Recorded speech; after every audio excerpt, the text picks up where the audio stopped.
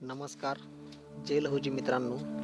मातंगी योद्धा लहुजींचा या यूट्यूब चॅनलवर आपले हार्दिक स्वागत. मित्रांनो, आज आपण एका थोर समाजसुधारकांबद्दल आपल्या आजच्या व्हिडिओमध्ये बोलणार आहोत. आपण ज्यांच्याबद्दल बोलणार आहोत ते थोर समाजसुधारक, महान क्रांतिकारक, साहित्य विश्वातील कोहिनूर रत्न, जगप्रसिद्ध, जगतविख्यात साहित्यरत्न, साहित्य सम्राट, लोकशाहीर डॉक्टर अण्णाभाऊ साठे हे आहेत. या व्हिडिओमध्ये आपण जाणून घेणार आहोत की अण्णाभाऊ साठे कोण आहेत, त्यांचे कार्य काय आहे, ते एका थोर समाजसुधारकांच्या रांगेमध्ये का आहेत, त्यांचा इतिहास काय आहे, अण्णाभाऊंचे स्वप्न काय आहेत, अण्णाभाऊंना जे व्यवस्था परिवर्तन हवं होतं ते कशा प्रकारचं होतं, आणि विशेष म्हणजे अण्णाभाऊंची शिकवण काय होती.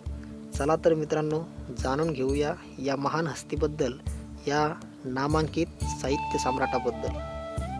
मित्रांनो, अण्णाभाऊंचा जन्म एका अस्पृश्य अशा समाजामधील मांग या जातीमध्ये झाला होता. जसे की आपण सर्वांना ठाऊकच आहे की त्यांच्या वडिलांचे नाव हे भाऊराव साठे आणि आईचे नाव हे वालुबाई साठे असे होते.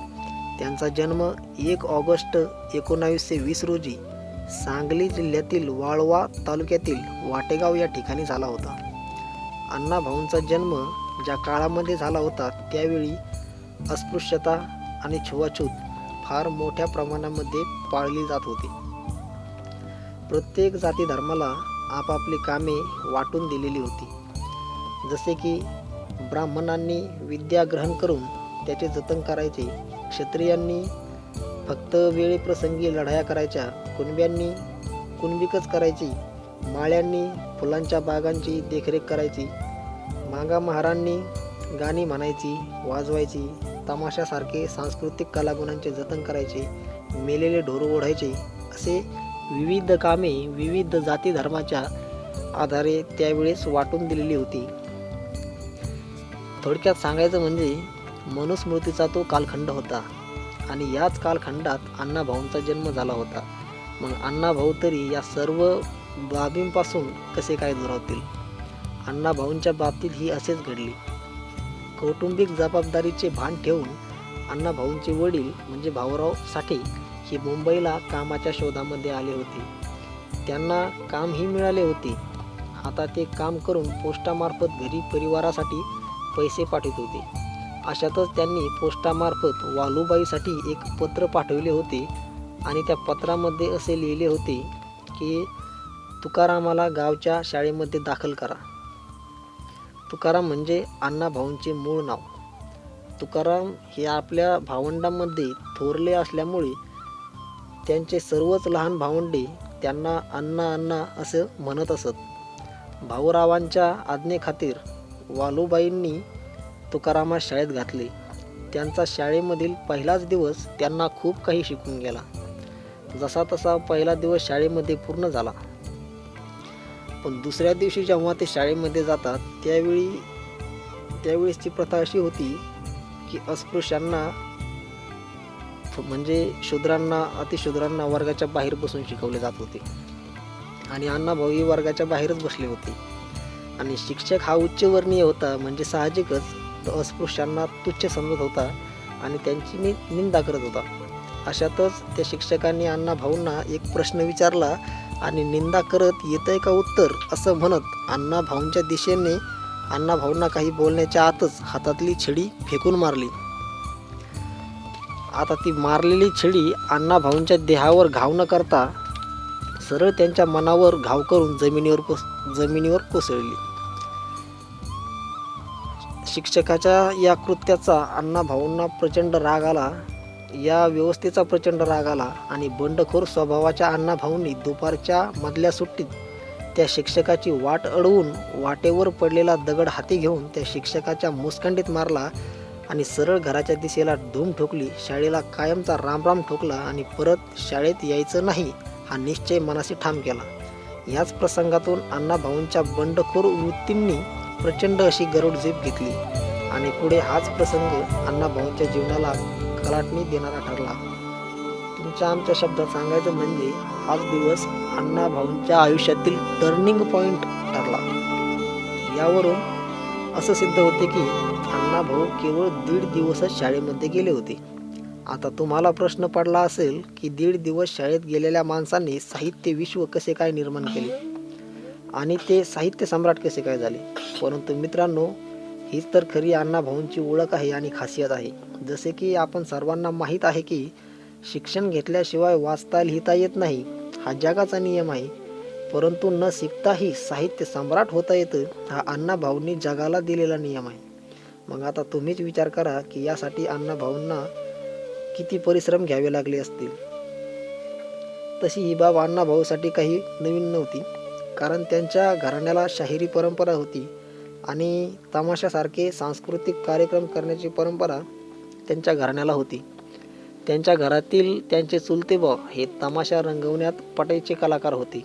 त्यांच्याकडूनच अण्णा भाऊंना अक्षर ओळख झाली असेल असे मत संशोधकांचे आहे.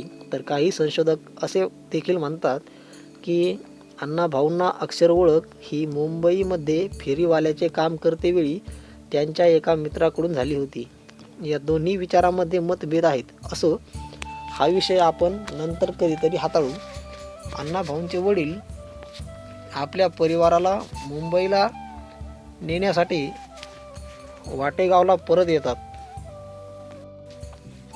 आणि अण्णा भाऊंचा संपूर्ण परिवार आता मुंबईला जाण्यासाठी वाटेगाव ते मुंबई हा प्रवास पायी पायी पूर्ण करतात.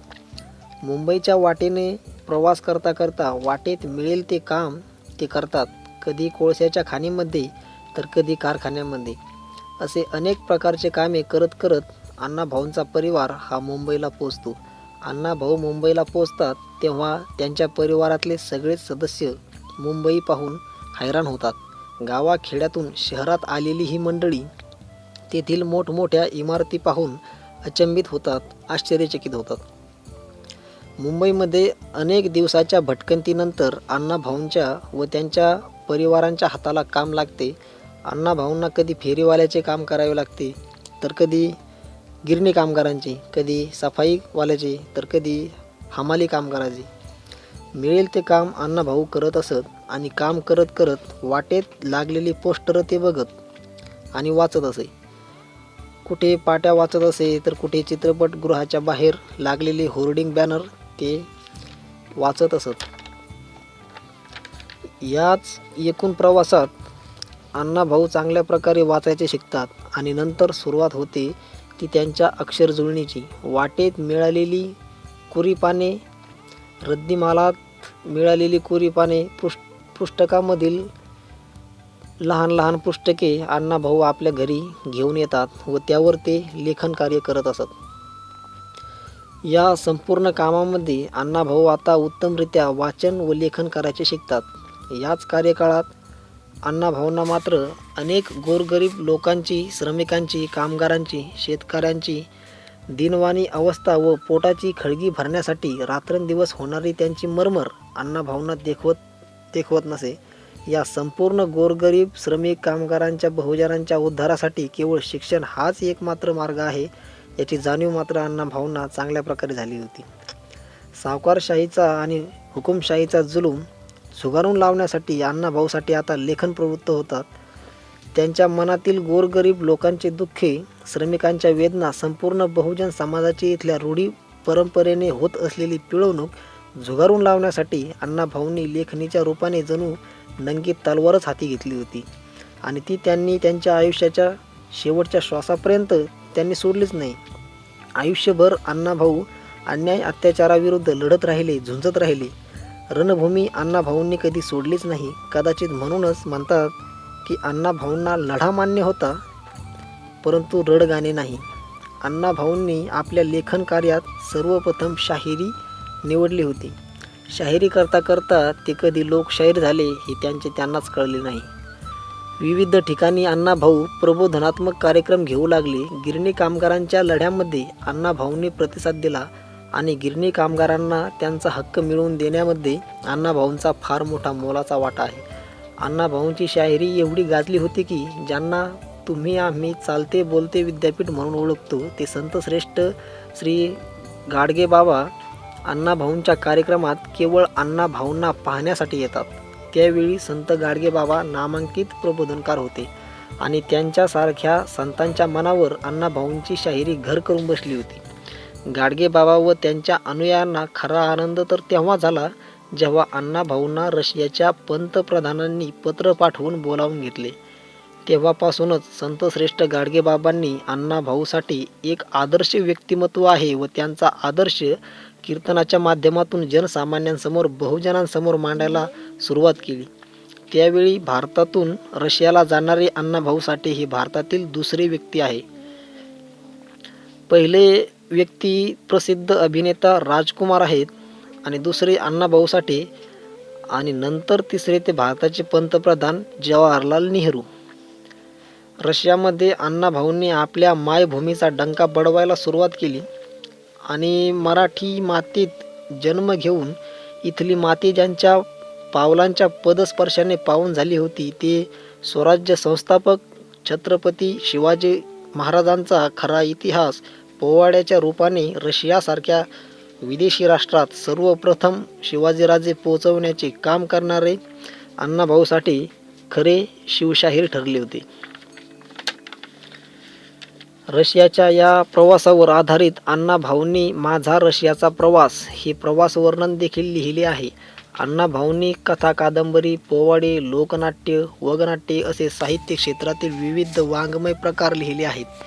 अण्णाभाऊंच्या कैक कादंबऱ्यावर चित्रपट देखील निघाले आहेत. त्यांच्या फकीरा या कादंबरीला महाराष्ट्र शासनाचा पुरस्कारही मिळाला आहे. अण्णाभाऊंनीच तमाशाचे रूपांतर लोकनाट्यामध्ये केले आहे. तमाशामधील पारंपरिक गण बदलून त्या ठिकाणी शिवाजी राजांचा मुजरा करून वंदन केलं आहे आणि त्याचे बोल असे आहेत की प्रथम मायभूमीच्या चरणा छत्रपती शिवबा चरणा वंदोनी गातो कवना जीर जीजी. 15 ऑगस्ट 1947 रोजी जेव्हा भारत देश स्वातंत्र्य झाला होता, म्हणजे 15 ऑगस्टला रात्रीच्या 12 वाजता भारत स्वातंत्र्य झाला होता आणि दुसऱ्याच दिवशी म्हणजे 16 ऑगस्ट 1947 रोजी मुंबईच्या आझाद मैदानावर सुमारे 10,000 एवढी लोकसंख्या घेऊन अण्णाभाऊंनी मोर्चा काढला होता आणि त्या मोर्चाचे प्रमुख बोल व घोषवाक्य असे होते की ये आज़ादी झूठी है, देश की जनता भूकी है. आणि अण्णाभाऊंच्या मागे आलेली ती 10,000 लोकांची सुनामी फक्त त्यांच्या जातीचीच नव्हती तर संपूर्ण कष्टकरी कामगार बहुजन व शेतकऱ्यांची होती. मुंबईसारखी भारताची आर्थिक राजधानी महाराष्ट्रामध्ये टिकवून ठेवण्यासाठी अण्णाभाऊंचा फार मोठा मोलाचा वाटा आहे. फक्त मोलाचा वाटा आहे म्हणून चालणार नाही तर सिंहाचा वाटा आहे. कारण त्यावेळच्या मुख्यमंत्र्याचे कमी एवढे दौरे अण्णाभाऊंचे मुंबई महाराष्ट्राला मिळावी म्हणून चालू होते. याच वेळी त्यांनी माझी मैना नावाची छक्कड गायली होती आणि याच त्यांच्या सर्वांगीण कार्यामुळे अण्णाभाऊंचे नाव महापुरुषांच्या यादीमध्ये आहे. मित्रांनो, अण्णाभाऊंनी जे काही साहित्य लिहिले आहे ते सर्व वास्तविक आहे आणि ऐतिहासिक देखील आहे. ज्याप्रमाणे त्यांच्या कथा कादंबऱ्यामधील त्यांचे पात्र आहेत, त्यांचे जे नायक आहेत, त्यांचा आदर्श इथल्या बहुजन समाजाने घ्यायला पाहिजे हेच अण्णाभाऊंचे स्वप्न होते. आणि ज्या अवस्थेत इथला बहुजन समाज आहे त्यांची ती अवस्था बदलून त्यांच्यात परिवर्तन यावे अशा पद्धतीचे व्यवस्था परिवर्तन अण्णाभाऊंना हवे होते. अण्णाभाऊंनी आपल्या संपूर्ण जीवनकार्यात इथल्या बहुजन तसेच शोषित, वंचित, पीडित, तळागाळातल्या लोकांना उद्देशून कैक उपदेश केलेले आहेत. ते आता आपण या पुढील व्हिडिओमध्ये पाहूयात. तोपर्यंत जय लहूजी.